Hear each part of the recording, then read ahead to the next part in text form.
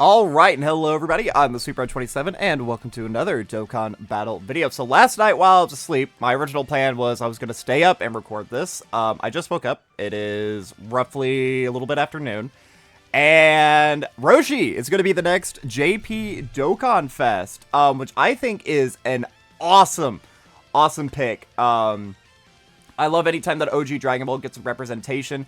I believe this will be Roshi's first major unit. I don't think he has ever had a Dokkan Fest or an LR or anything. Now, as far as I'm aware, this is just a DFE, not like an LR or anything. Yeah, just a Dokkan Fest, which is cool. He has a very fun designed BULMA. I am a little bit familiar with what they do, so before we get like into their kits or anything, and again, for my like global players, this will be a character who will be in limbo. So, I haven't looked at my comments from my video yesterday talking about what we think everyone might do for the sync. So I don't know. It's still up in the air if, like, Jiren, Tech MUI, Cellmax, and this character, and their Cyberity unit, I guess. It's up in the air whether or not these characters are going to drop, how they're going to drop, when they're going to drop. I feel like this is somehow going to be thrown towards New Year's. Maybe, like, we'll have, like, a catch-up banner. Or maybe we won't even get them until they're featured on some other banner. I have no idea what we're going to do with this Roshi and the BULMA. Now, as far as I'm aware, during this celebration normally, there isn't a part 2 or anything. There will be a couple of EZAs. So, we'll probably be missing out on a couple of EZAs as well. But we were already missing out on EZAs. And I would much rather miss out on EZAs than, like, brand new summonable characters, I guess. So, let me know what you guys think for that, but before we really dive in, let's go ahead and look at the animations for Bunny Girl BULMA and Roshi. Now, I'm going to... I think I'm just going to mute my mic, and we'll just watch the entire thing, and we'll talk about it afterwards.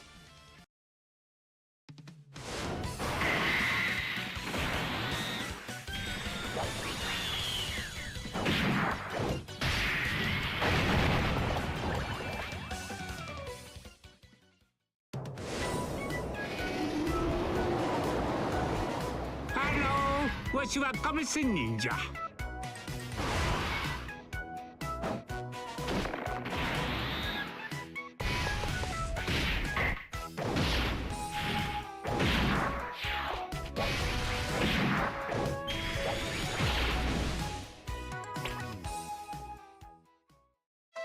く動き、よく学び、よく遊び、よく食べて、よく休む。これが亀仙流の修行じゃ。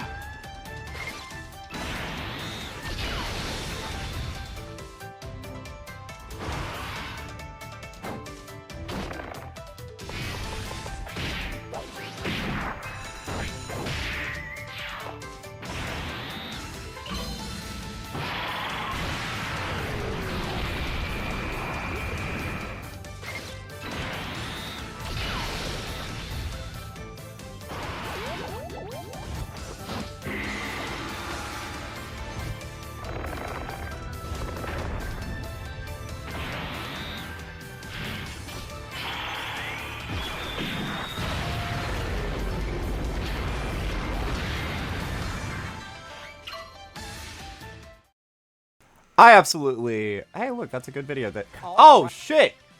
Hey, look, a good video that y'all should definitely go watch. But I love anytime that OG Dragon Ball gets, like... God, their animations are always so good. Because this is, like, such a time where, like, character animations, like, were, like, way much more of a thing, I would argue. So, like, having just, like, this cute, tender little moment of Yamcha coming in to save the day... And then Bulma getting all, like, flustered over him. Like, that's cute. Like, that's not something we really see too much anymore. This is such a perfect introduction for, like, OG Dragon Ball Roshi. I love how they have the play hard, work hard, rest hard. That is the Turtle School way being an active skill. Oh, I feel like that's so hype. And then not to mention, again, just like the personality that we get to see here in the original Kamehameha. Like, this is like such a badass moment. And just having, like, again, this little character interaction between him and Bunny Girl BULMA. It's cute. And then at the very end, you know, it's her being scared about what, like, is going to come now. I don't know. It's kind of cute. It's kind of cute. A lot of personality in the animations. And I love how, You can also see that, like, the super attacks were much more melee focused, just to kind of, like, focus on this era of, like, the original anime, where at the time, it wasn't, like, we weren't destroying planets, even though Roshi, like, an arc later from this blows up the moon and blows up a mountain, but, like, we weren't destroying planets, there wasn't, like, really any intergalactic threats, it was just more so, like, actual hand-to-hand combat. And while a lot of, like, later Dragon Ball has that as well, there is a lot of emphasis as well on, like, the big transformations and the big beam attacks and the big this and the big that. Like, look at how tiny that Kamehameha is. That had 3 people on it, but still, I love how they added that little detail that you could just kind of see the difference and everything. I don't know. I feel like this is fun. And from what I can tell so far, this is going to be one of the better characters in the game, actually. So I want to start off with this side banner unit. Normally, I would do the DFE first, but I want to start off with the side banner unit because I actually think there's a chance that she might be, like, one of the best side banner units we've gotten in a long time. This is crazy. No. That's a hot take. But, so this is Bunny Girl Bulma, so she actually has a different name. It's not showing on here, but as you can see here, her name is Super AGL Adventurer Girl Love at First Sight Bulma Bunny. So that means you can have her linking with LR Bulma, but she won't link up with the other free-to-play Bunny Bulma, obviously. So she leads Dragon Ball Saga, 3 key, 130 to stats. Her super attack effect is actually pretty freaking good. She raises attack and defense by 86% for 1 turn, does supreme damage to the enemy, and then gets a guaranteed seal. So in fights like Cell Max, these Red Zone version 2 Cell Max, where once you get him below 30% of his HP, he can be stunned and seal locked. This is a character who is good enough, I would believe, to go into that fight, and she alone can lock him down, never giving him a chance to launch off, like, the most devastating super in the game. So that's really, really, really, really, really good. And, like, that's a lot of stats to be getting. I know it's, like, not massively or whatever, like, a character like Vados, on her super attack, she gets 100% of stats, but still, 86% attack and defense is really good. It is a melee, though, so probably can't run her against Kid Buu. Her passive skill is Bulma's Dream. She gets 150 stats at the start of turn. A little bit low, especially in today's meta, but we can work around that with the rest of her passive. She gets an additional 186% attack and defense when she performs a super, so usually you don't want to put her in slot 1, but she can go into slot 1 because she is a dodging unit. She has a high chance to dodge, so 50% right there. Launches an additional attack with a high chance of being a super attack, just baseline.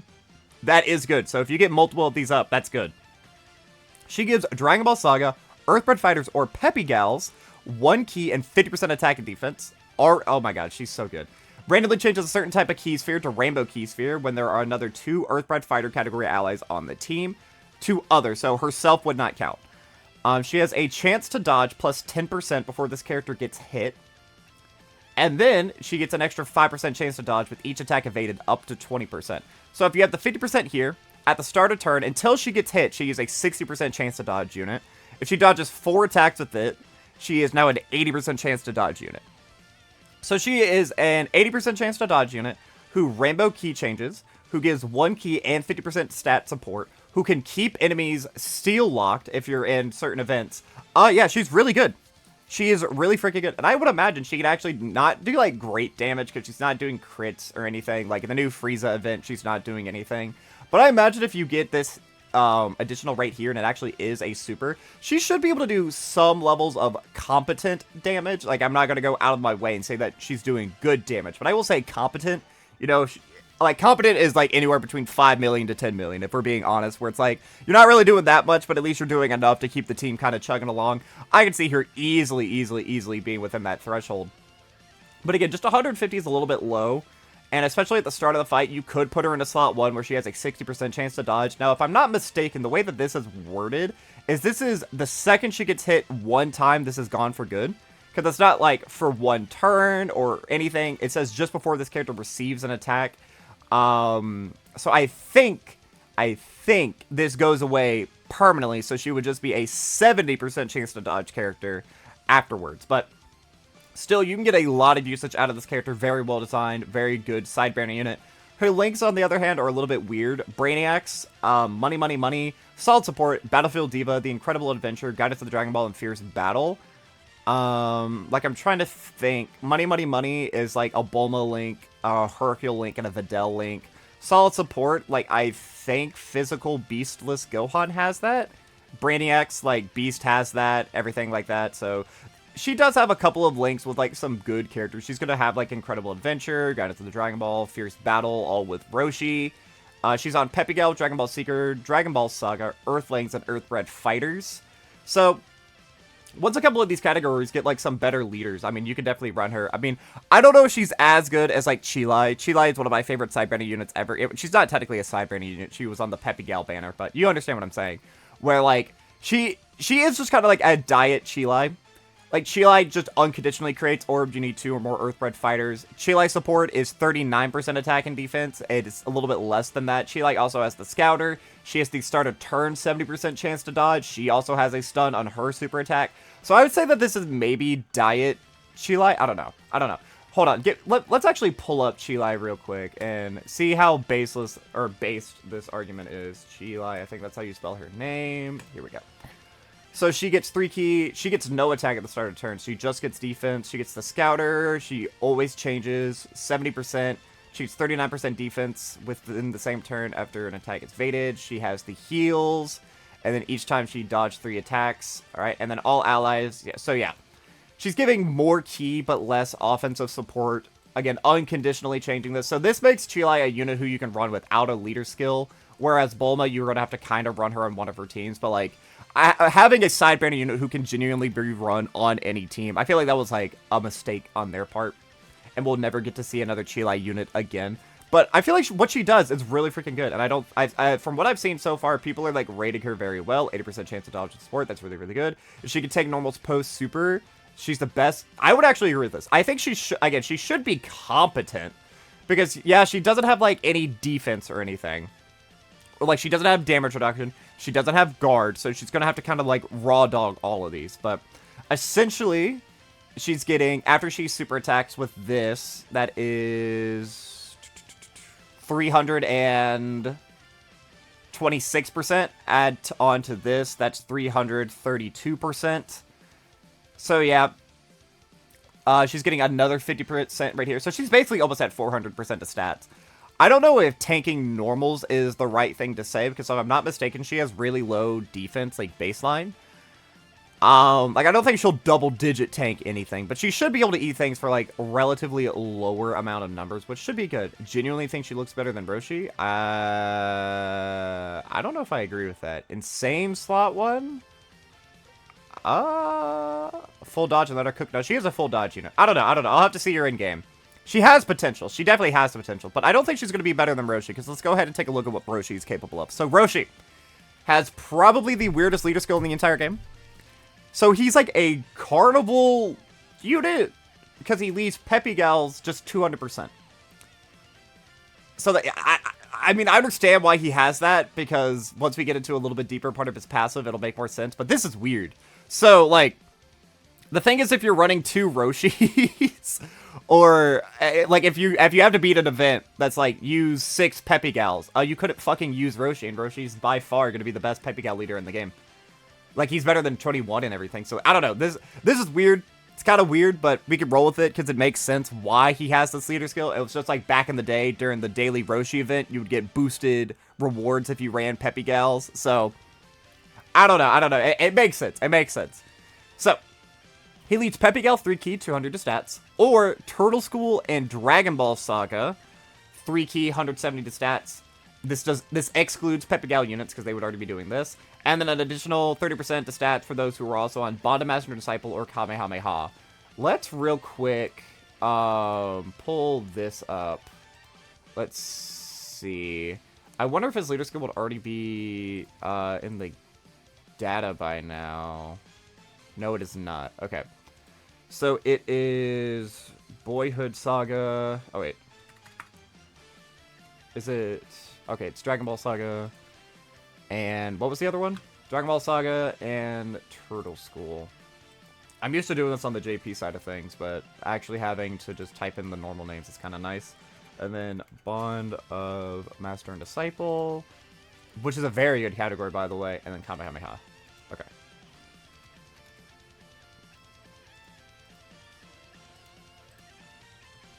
Actually, I should have done this on the JP side. Hold on. Because there'll be JP exclusive units who this won't work with.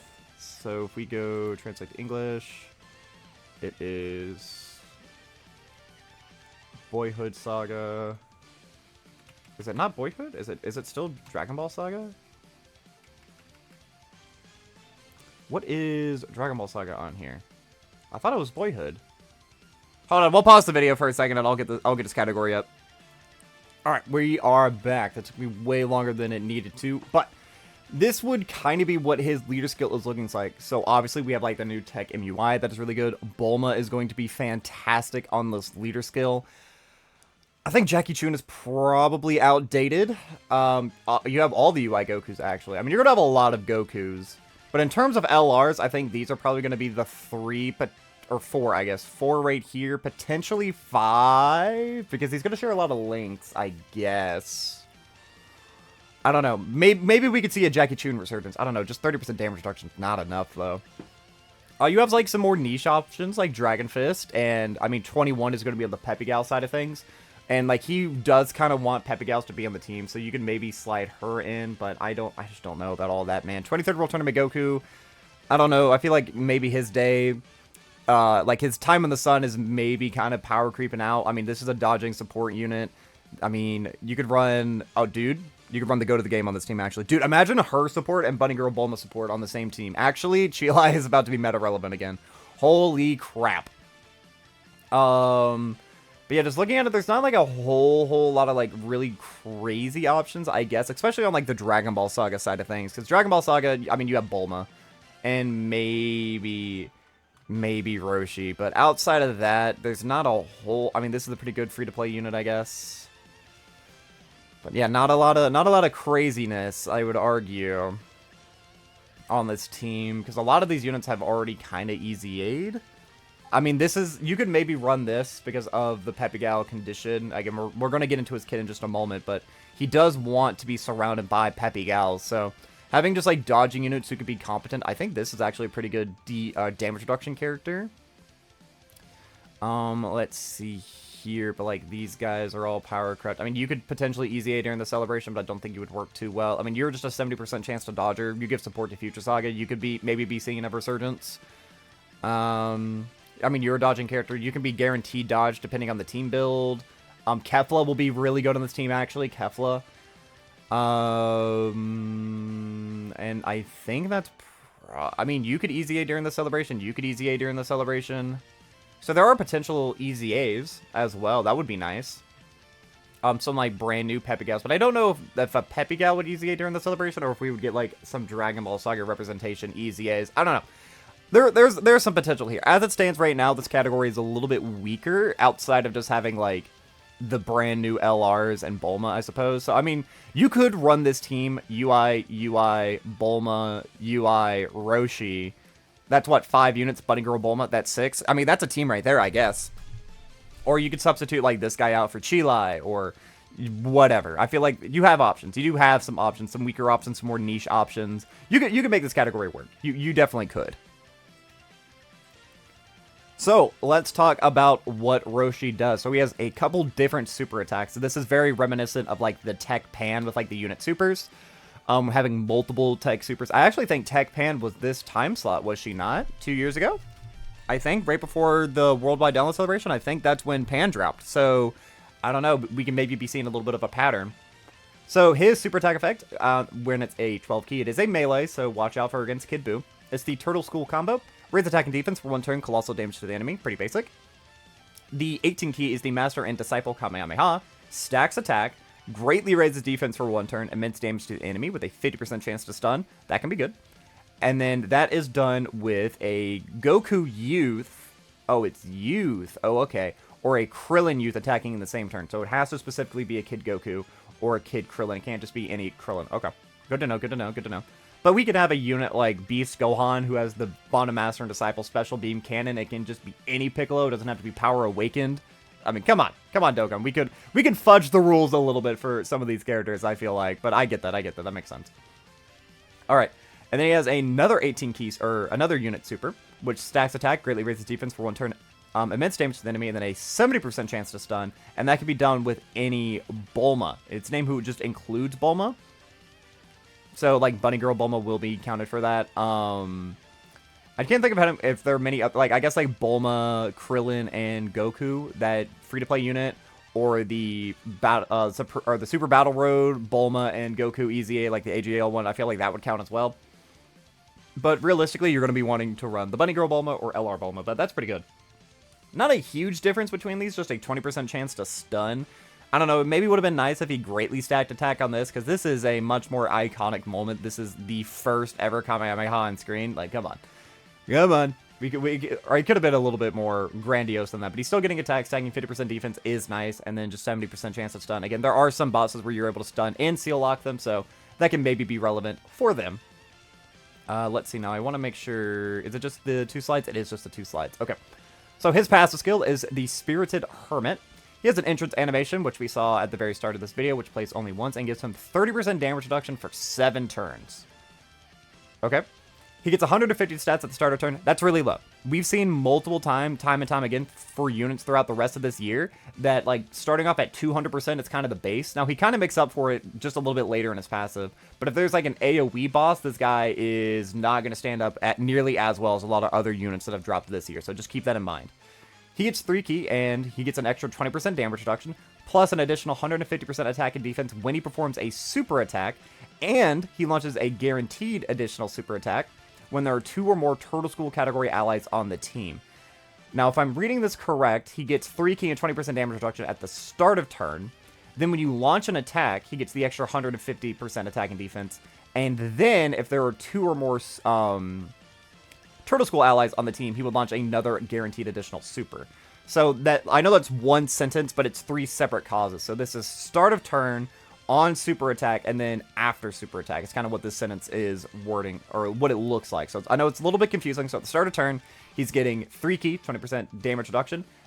Before, or like when he's performing the super attack, he gets an extra 150 to stats. And then after he performs a super attack, he's launching a guaranteed additional super attack, as long as you have the Turtle School restriction, which shouldn't be too hard to do, because, you know, you just run other UI Gokus. Because right now, like, 2 of the best units you can run on this team are going to be Tech UI and AGL MUI. So it's not like the biggest deal out there.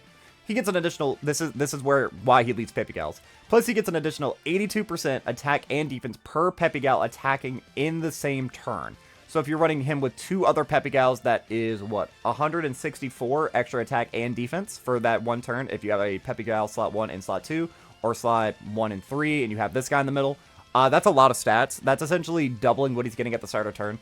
So if you're running him with a lot of Peppy Gals, so hopefully we can get some good Peppy Gal representation during the celebration, like get some new free-to-plays, we can get some new EZAs, like Videl would be really good for this, because she is a dodging unit who could go into slot 1, and she could be competent in all this, that, and the other. He has the potential to really be explosive, I feel like. Let's see. He gets an extra 82% attack, and a high chance to perform a crit when there is a Bulma attacking in the same turn. Okay, so you definitely want to run Bunny Girl Bulma or LR Bulma with him. And then Turtle School or Peppy Gal category allies get 2 ki and 50% attack and defense. That's just free support. He's actually really good as a slot 2 or 3 unit. Again, he can be caught by like AoE events, and being a brand new summonable unit who can't go into slot 1 under any, like, I would say under any circumstances, he can't go into slot 1, because having just 150 and 20%, or excuse me, 30% damage reduction at the start of turn is not great. I mean, I guess it's 50 technically, but that's not great. Like, if this were like 250 and he had the 50% here, maybe you could put him into slot 1 under certain circumstances, but he's pretty much locked to slot 2 or slot 3, which I guess isn't like the biggest deal, but like losing out on that viability is kind of like bothersome a little bit. Like, I feel like that's one of the reasons why like the LR Gammas are never run as leaders, because they are hard locked to slot 2 and slot 3. Now, what they're doing is really good. They're doing a lot of damage. They're giving a lot of support. They are orb changing under certain circumstances. They have a really powerful standby. But what are you going to do in a situation where you have a bunch of slot 3 units or slot 2 units, and the Gambos are going to have to step up and they're going to buckle? I feel like this Roshi can be in that exact situation where you could maybe just have really bad opening RNG or really bad locking luck against like Tech 17. You don't have a UI Goku in slot 1. You don't have any damage, like defensive characters who can go into slot 1, and this guy's going to have to step up and he's going to fraud. Because this is low. I understand he's getting to, like, after he performs a super attack, he's at the 300% threshold, which is like most other characters this year are at. but he's not getting that at the start of turn. And he wouldn't be getting this if he gets stunned or sealed, for example. He would not be getting these extra stats. So he could take a lot of damage if he gets tagged by like an AoE super, for example, that locks, or seals, excuse me, not locks. So not only is he not getting his super attack buffs, he's missing out on 150 stats. That's pretty bad. That is pretty bad. So this guy, he does have a couple of weaknesses in his kit, but I feel like they aren't the hugest deal. Because again, I mean, this guy could honestly be a floater on his own team. And like keep the Bulmas on main, like have a UI Goku slot 1 in both rotations, have a Bulma in slot 2 on both rotations, float your Roshis on a different UI. I mean, I feel like that could work. I really do, because this isn't 2-turn support or anything. This is 1 turn. So by just buffing 2 pretty powerful teams with really powerful options on said team, there's a lot of support that's going to be flung around, because you have like Bulma support, Bunny Girl Bulma support, and this kid support, and this guy has the potential to give even more support. I feel like it's pretty good. It's pretty good. Easy skip for Worldwide. I do agree that this is an easy skip. He seems to be pretty mid for 2024, probably the weakest Dokkan Fest this year. Are we forgetting about Frieza? Is that true? Hold on. Hold on.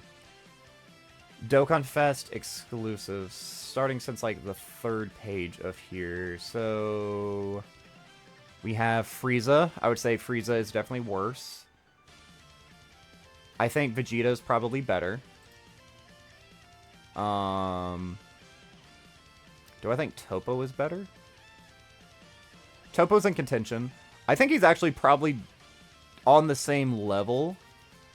I will say that. I probably do think he's on the same level as... Because both of them are going to be better at the start of fights. But I kind of like what Roshi's offering a bit more deep into the fight than I am what this character is. So I'm actually going to say he's probably better than you. Probably. Because his restrictions aren't as bad either. Like, he's not missing out on damage reduction and crit by not having a Majin Buu Saga category ally on the team. He might miss out on some stats, but it's not the biggest deal if you're running him without Peppy Gal. So I'm going to say that he's probably better than you. I don't think he would be better than Fat Buu. As of right now, I think Fat Buu is probably the best TUR, or Dokkan Fest TUR in the game. I think it would go you, Vegeta, Toppo or Roshi. I'm actually kind of liking what they're both doing. I'm going to say Toppo or Roshi would be 3 and 4, then Goku, and then we're going to go to Frieza. Correct me if you think that's crazy. Oh, no, Goku Black is in this conversation, too. I forgot about Goku Black. Goku Black is worse than Toppo. So, this is just off the cuffs. I'm not really thinking about this too deeply. Let me know if you agree or disagree. You disagree, I don't care. Because I'm really not thinking about this. I think it would go Fat Buu, Vegeta. I'm going to just say Toppo to be safe. Roshi, Goku Black, then SSJ3, Angel Goku, and then First Form Frieza. That would be just right off the cusp what I think. Why does it leave Peppy Gal when he isn't one? I mean, we've technically seen this before, with like, what's his face? God Goku led Hybrid Saiyans, or stuff like that has happened before. Leading Peppy Gal is really funny. I mean, he is a pervert, so we can see it. On paper, he seems pretty weak. We're meant to see him comparing to units like Rose and Toppo. He feels like a 2023 release. I don't know. He's giving a lot of support. And both of those are also... I mean, Toppo has the added benefit if he can go into slot 1, so that's why I'm going to say Toppo is probably better, and Transform Toppo kind of shit stomps on what this character does.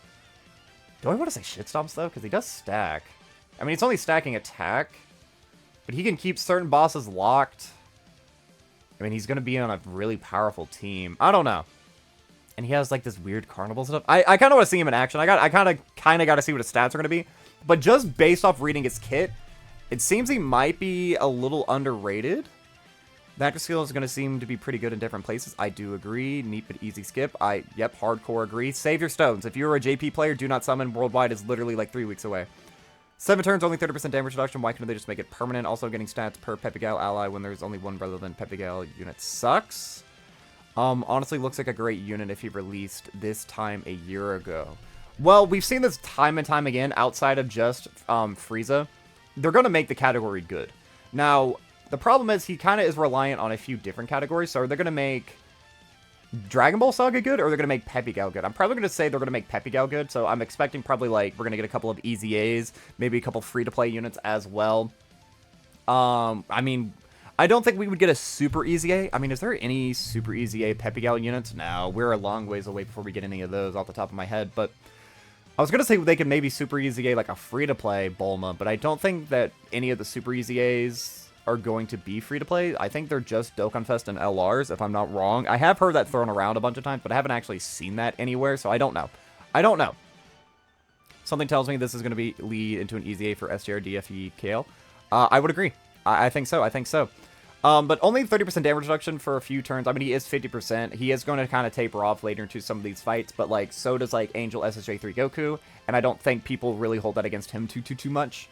So we'll see. We'll just kind of have to see his actual performance. That's why I'm saying I kind of like what this guy is doing a little bit more, because he's not going to be as offensive at the start of the fight as Angel SSJ3, but he's going to build up to potentially be a higher level. I mean, he has a 50% chance to crit with the Bulma, and there's 2 good Bulmas you want to run him with. I feel like he does kind of lock down slot 2 or slot 3, but he does get a little bit better because he has this really good active skill, which is the Turtle School's Teachings, which can be activated from turn 3 from the start of battle when HP is 70% or less, or it can be activated on turn 5 from the start of battle. From the start of battle, not from the start of turn, so this is literally hardcore turn 3 or hardcore turn 5. So super easy to use, super reliable to use. We're not going to see a whole lot of people not being able to activate this. Really, really good. It gives 50% HP recovery, and then all allies get 3 ki and 80% attack, or 30% attack and defense for 1 turn. So basically, you're running this guy on a rotation. You activate this. He's giving all units, or I guess not all units, but all units you're going to be running him with. He's giving them 5 ki and 80% attack and defense for 1 turn. I don't think I need to tell you this, but that is stupid levels of support. And that includes himself. Like, he doesn't get this, but he would get this. Plus, he's stacking. This is going to be a super impressive turn, especially if we have, like, Tech MUI Transform Slot 1. Who, like, before he super attacks, his counters aren't able to do damage to, like, Golden Frieza and Goku. I think with this, he should be able to before he super attacks and after he super attacks. I mean, yeah, his super attacks are going to actually be able to cross the damage threshold, and his counters, even if they don't crit, are going to be crossing the damage threshold. This, I like what this kid is doing. I do. I can maybe see him be a little bit tricky to run, but, like, you're going to kind of want to speed blitz some events because he does have this problem, because 20% isn't really going to get you anywhere. I mean, after he super attacks, he'll be able to tank normals. Not, like, tank for double digits when this wears off, I mean, but, like, he might eat a normal for, like, 400,000, or not 400,000, excuse me, 4D,000 or something along those lines, because once he starts to fall off, as long as he gets to super first, because he is still getting 320% damage reduction, and he is getting anywhere from 30% to 50% on his super attack effects, plus he is able to stun lock certain events, so we can see. And his stat ceiling can be higher if you are running him with Pepe Gals, or if you're running him with a Bulma. We can see. He may be a little bit of one of these more, like, inconsistent characters where he has a very high, like, ceiling, but, like, the interactions he'll have with certain teams might be way off. I don't know. We'll have to see. But, like, again, I kind of like what he's offering. I do like what he's offering. I do. Whenever this guy returns and you pull him, just, like, if it's, like, you know, because he'll be featured in, like, 5-6-ish months or something like that. I don't know what the return on characters like this is, but whenever he does return, I feel like if you get him at 55%, you're really not going to complain. Especially since, like, Turtle School will always be a good team. Bottom Master and Disciple will always be a good team. Kamehameha will pretty much always have relevant teams. And then Pepe Gal, we can see. We'll see what they do with it. Now, his links are a little bit weird. Turtle School Infighter, Supreme Warrior, Kamehameha, World Tournament Champion, Incredible Adventure, Fierce Battle. Not great, if I'm being honest. He doesn't really link well with anyone. Like, he doesn't even link well with Dragon Ball Saga characters, because he doesn't have guidance of the Dragon Balls. You know, he would link well with 23rd World Tournament Goku, actually. Because he would have 4. Yeah, I guess. Okay. But 23rd World Tournament Goku, I feel like you're not going to run him on this team. And then for his categories, he's on Full Power, Dragon Ball Saga, Kamehameha, Bottom Master and Disciple, Earthlings, Battle of Wit, Turtle School, and then Earthbred Fighters. So, let me know, what do you think of this Roshi? Again, global players, this is one of the characters who's going to be in Limbo, more likely than not. I really don't see that them dropping this during part 2 for Topo. If you think what I think they could do to catch up global, go check out my video that I posted the other day. But I mean, I am starting to get a little bit doom and gloom. I'm starting to think they are going to do nothing, and then just all these characters are going to be left in limbo. But there are things they could have done to avoid all of this, to make this thing a little bit more natural, I suppose. But If you want to see what my thoughts on what they could do, go check out that video. Let me know what you think about this Roshi. I think this Roshi is actually really fun. I do like his animations. His OSTs are pretty fun, lighthearted, and goofy. Just exactly what, like, original Dragon Ball was all a part of. I don't know. I do feel like this is fun. I would recommend skipping, just because, again, worldwide, and the permanent sync of the games is literally right around the corner. So, only time will tell. Although, maybe, who knows, we might get another AGL VB situation where we get one of the most controversial units in Dokkan's history, and people probably wish that they'll summon for this guy. Who knows? Only time will tell. But that is going to be all for this time, guys. I've been the Super27. I'm a variety Twitch streamer and an up-and-coming PNG tuber trying to make it big in the world. I have a Twitter, a Twitch, a TikTok, and a YouTube, the links of which can all be found in the description of this video. And while you're down there, don't forget to like, subscribe, share me around, and leave me a comment, positive, negative, or indifferent. I would love just any sort of interaction I can get from you guys. But yeah, that'll be all for now. So, as always, I've been the Super27, and I am signing off.